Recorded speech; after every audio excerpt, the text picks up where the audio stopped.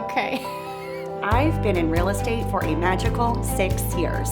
10 years. 5 years. 10th year in real estate. 14 years. 5 years, but going on 6. 17 years. 4.5 years.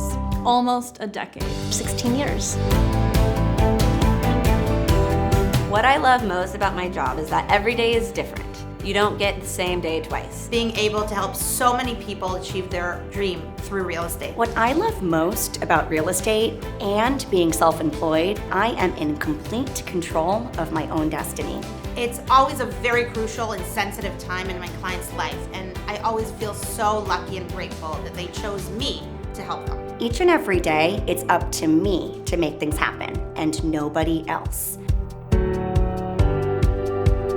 Integrity and transparency. Listening is by far the greatest communication tool in my arsenal. It may seem simple, but it really makes a difference to be unfailingly polite and warm and to find some commonality to establish rapport. The communication style that I like to leverage in my business is a feeling of lightness. So I tend to take everything with a grain of salt and really try to communicate and make each person's day better. When you consistently focus on asking the right questions and building from there, you'll always be working from a foundation of trust. People want to do business with those they like and trust. So it's very easy for me to just kind of go in and hopefully make everyone's day better.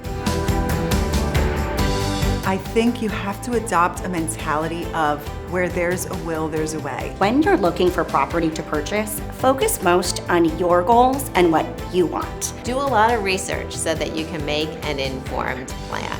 Take stock of your own strengths and weaknesses and your tolerance for risk. The most valuable thing you can do for yourself is to become financially independent. Just get your foot in the door, really focus on making it happen, because getting that first property often will give you the leverage to be able to continue to grow your portfolio. I had originally planned to buy small multifamily properties, but I realized that I know nothing about roofs and cellars and boilers. So I decided to buy apartments in buildings that have supers and management companies to take care of those things for me. I understand what goes on inside the apartment and can take care of that on my own. At the end of the day, this is your investment and nobody else's. Trust that your broker will manage the technical sides of your search, and from there, focus on what makes sense for you. You got this.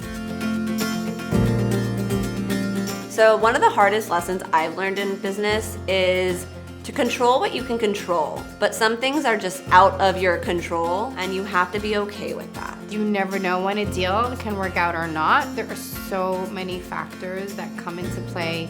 Some that we can handle for our clients, but others no one has any control over, like job losses or COVID. So we really do our best, but sometimes the deal is just not gonna work out. And at the end of the day, I always tell my clients, the right home will work out for you at the right time.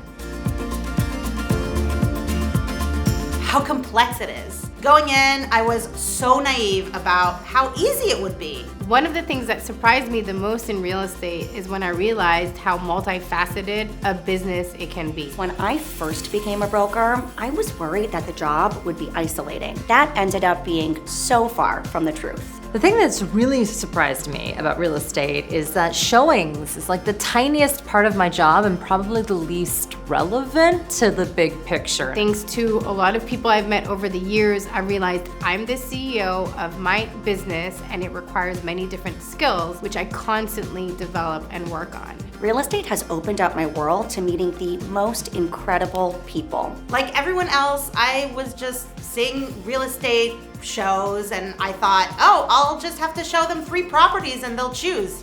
Boy, did I have another thing coming. Having a plan. Hire a coach. And I think what that taught me is that you can never succeed on your own.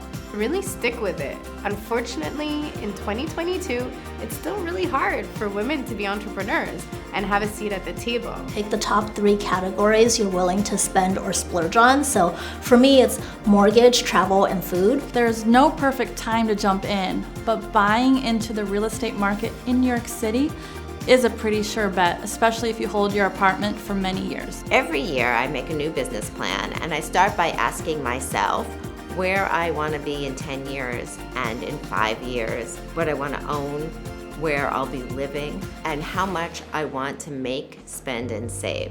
Then I work backwards into the actions that I need to be taking this year so that I can accomplish those longer-term 5 and 10-year goals. Do not think about the money, because when you don't think about the money, that's when the money comes. The money will be there, I promise. My advice is to create your community of like-minded people, women and men, who will support you in that entrepreneurship, and you have a right to have a seat at that table.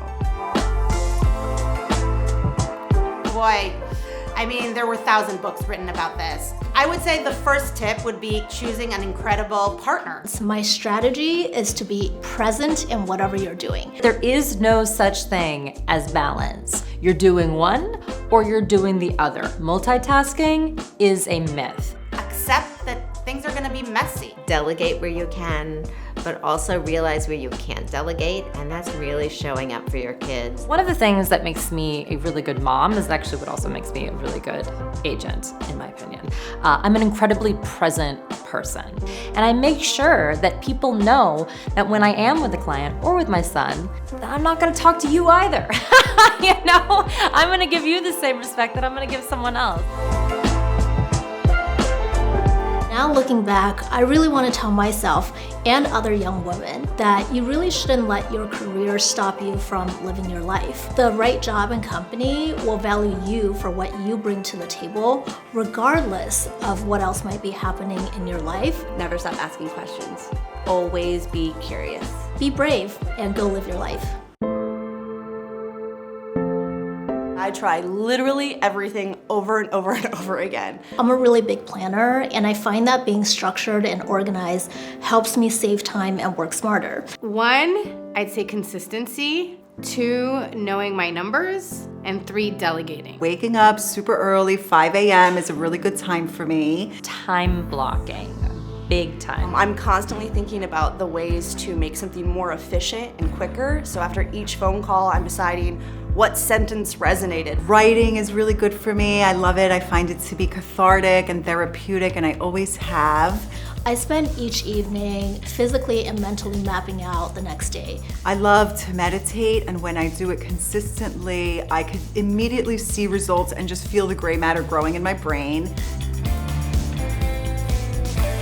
To be awesome, duh. But also for my team this year, we wanted to gross $1 million. And for myself, I've always had the goal to make $1 million by the time I'm 30. This year, my goal is to grow my team with 2 ninja agents that want to take their own business to the next level. My sales goal is $33 million in transactional sales. So reach out if you want to support that goal. It was when I sold over $1 million in GCI in 2017, and I thought, what better place to invest it than in real estate? I began looking at the neighborhoods that I could afford. I did a lot of research, and I found some great opportunities in the Bronx. Since I search for investment opportunities daily and I know the market really well, when I found this apartment, I jumped on it.